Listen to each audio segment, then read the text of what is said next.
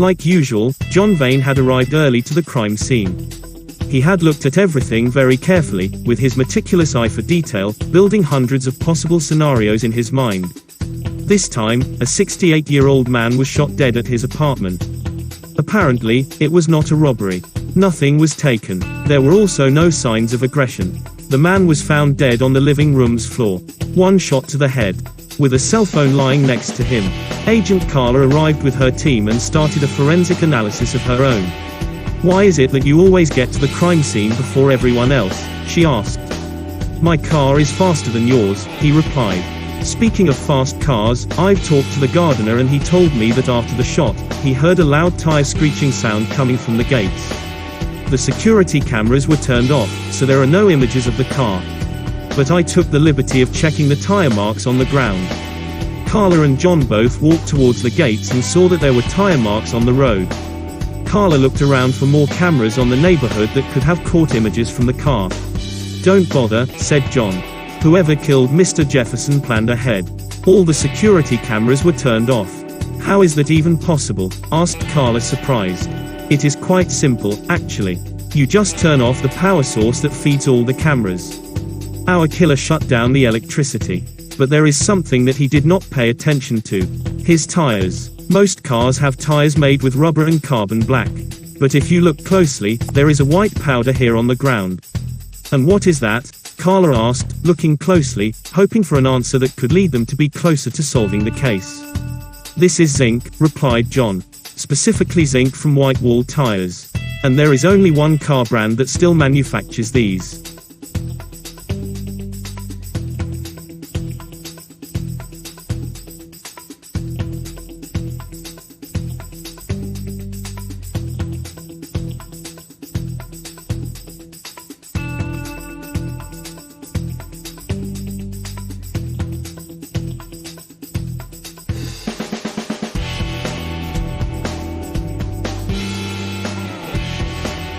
"We are looking for a Kia Pride that headed north from here," said John, talking to the team at the crime scene while Carla was calling for backup from the nearest northern town.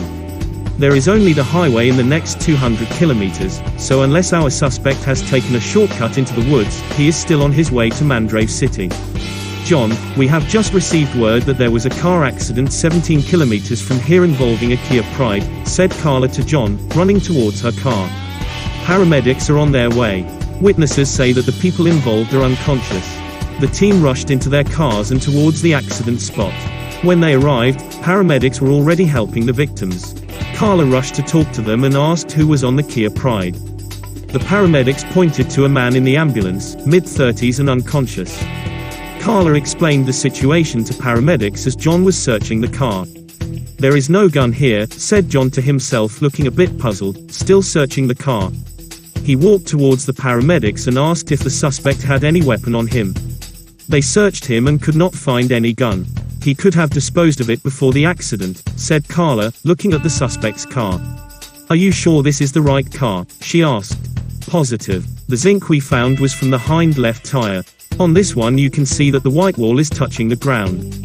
That night John went home and tried to get some rest. Not having found the weapon used to kill Mr. Jefferson was rather frustrating for him. He would have to wait until the suspect was awake and could speak on a formal interrogation session.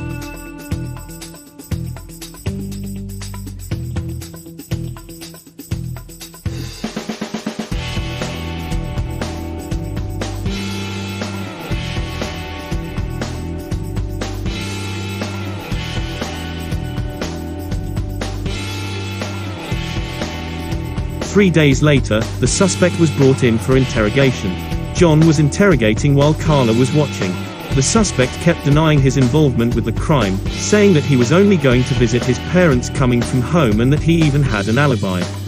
As the interrogation went on, an officer came into the room and gave Carla the phone that was found on the floor on Mr. Jefferson's living room. The person on the other side was using a distorted voice and asked to speak with John. Carla handed the phone over to John, who put the call on loudspeaker. "Your ego has blinded you, Mr. Vane. You've got the wrong person. We are coming for you. This is personal."